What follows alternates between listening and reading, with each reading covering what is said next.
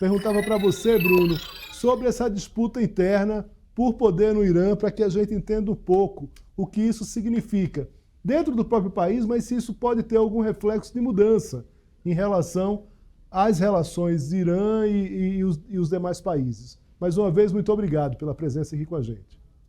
Imagina, eu que agradeço o convite, um prazer estar aqui, desculpa os problemas técnicos. Imagina. Acho que em relação a questões internas, é importante lembrar, acho que como vocês estavam colocando, o presidente não é o chefe de Estado, né? Ele é o chefe de governo, então, de alguma forma, há uma manutenção do poder na figura do Khamenei, que é o que a gente está vendo aí, que é o líder supremo, e que, de alguma forma, é quem orienta a determinação de quem será o governante. Obviamente, há instrumentos democráticos no Irã, como haverá eleição no futuro próximo, né? Mas os candidatos, eles são candidatos dentro de algo que o líder supremo permite que sejam candidatos, né? Nos últimos, o presidente que morreu recentemente era um presidente conservador que, inclusive, estava sendo cotado para ser o próximo líder supremo, ou seja, é bastante alinhado com uma ideologia estrutural aí do país. E vinha sendo criticado, sofreu muitos protestos em 2022, né? Principalmente por causa de uma mulher que teria sido morta sob a custódia do Estado, né? Ou seja, o Irã vinha passando por questões políticas internas, por maiores reformas políticas internas, por uma liberalização política, né? E do ponto de vista externo, a presidência dele, junto do ministro das Relações Exteriores, que morreu também, vinha sendo uma política externa que buscava trazer maior protagonismo para o Irã no Oriente Médio e na África, né? No norte e no sul, na África subsaariana também. Inclusive, essa reunião que ele estava tendo quando ele morreu buscava justamente uma inserção maior do país na Ásia Central, né? O Azerbaijão, onde ele estava, né, por exemplo, tem boas relações com Israel, né? Então era uma forma de você buscar ampliar esse arco político de uma forma realista, como a gente chama, buscando para além de ideologias e para além de como seus aliados, seus inimigos, buscando maximizar os interesses iranianos diante das crescentes sanções que o país tem passado desde 2015, quando o presidente Donald Trump dos Estados Unidos retirou o país do acordo nuclear com o Irã, que fiscalizava o projeto atômico do país, aumentou as sanções e essas sanções têm sido mantidas pelo Joe Biden, né? Foram mantidas. Então, o governo dele buscou, em vez de se aproximar do Ocidente, como os governos anteriores buscavam, né, para diminuir as sanções, se aproximar da Ásia e da África, né, fortalecer relações, principalmente com a China, como a gente viu nos últimos anos, né, e de uma maior projeção de poder, como a gente viu, né, nesse mais recente ataque. Agora, Bruno, uma questão é a seguinte, você falou que, e isso era a gente até estava noticiando aqui, que ele poderia, o Raiz ele poderia se tornar esse líder supremo, né? Eu queria que você explicasse um pouco, Bruno, essa escala e essa diferença num Estado teocrático, como é que funciona isso? Ele, vamos dizer assim, ele ascenderia, né, como um favorito aí para esse cargo ainda durante a vida do atual líder, ou como é que funciona isso, só para nossa audiência aqui ficar um pouco mais familiarizada com esse regime teocrático do Irã? Então, o Irã é algo mais próximo de uma monarquia, né? Mas não é uma monarquia para a gente entender de uma forma comparativa, né? O chefe de governo não é o chefe de Estado, né? Que tem esse líder supremo, que é uma figura política religiosa, né? Que foi instituída pelo Ayatollah Khomeini, né? Após a Revolução, e o Khamenei o sucedeu em 1989 e se mantém no poder desde então, né?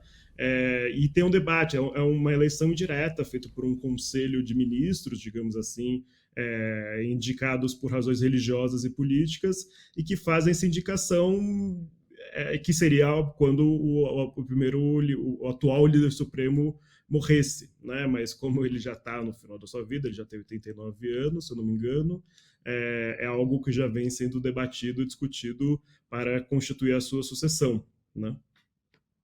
Muito bem, mas E nesse caso dessa disputa interna, evidentemente, eu imagino que o líder supremo ele vai ter uma ascendência nesse debate muito forte, né? Ou a gente pode esperar uma disputa mais interna e forte nesse aspecto. E quando a gente fala de um regime teocrático, de uma liderança religiosa, você comparou com a monarquia, você está falando ali da família real, no caso, quando a gente pensa aqui, né, na Inglaterra, enfim, a gente pensa e vê que, de fato, tem uma força ali entre súditos e tudo mais, mas não tem mais aquela força política na própria escolha, por exemplo, de um primeiro-ministro. Nesse caso, só para deixar mais claro ainda para a gente aqui da audiência do SBT, para a nossa audiência aqui do SBT News, como vai funcionar a influência do líder supremo em relação a essa eleição? Então, eu comparei com uma monarquia, né, mas não, por exemplo, na Inglaterra, a monarquia, o rei, né, ainda é o chefe de Estado, mas o poder está todo na mão do governo, do primeiro-ministro. Né? Aqui, no caso, há uma partilha. Né? O líder supremo, o chefe de Estado, tem mais poder do que o rei da Inglaterra, por exemplo. O rei da Inglaterra é uma figura mais decorativa. Aqui, no caso, não é. Né? E a sucessão não é por família, né? É uma sucessão feita por esse colegiado aí de ministros. Então, mas existe uma instituição democrática como existe na monarquia inglesa. Né? Então, a monarquia inglesa é uma monarquia parlamentarista democrática. Né? E no Irã a gente chama de teocracia, né? É uma teocracia parlamentarista democrática. Existe uma instância democrática aí do voto popular, né? Mas essa democracia é limitada pelo poder do chefe de Estado, pelo Ayatollah, né? Ou seja, os candidatos populares, né, que se colocam para concorrer nessa eleição geral, eles têm que ser de alguma forma autorizados pelo líder supremo, né?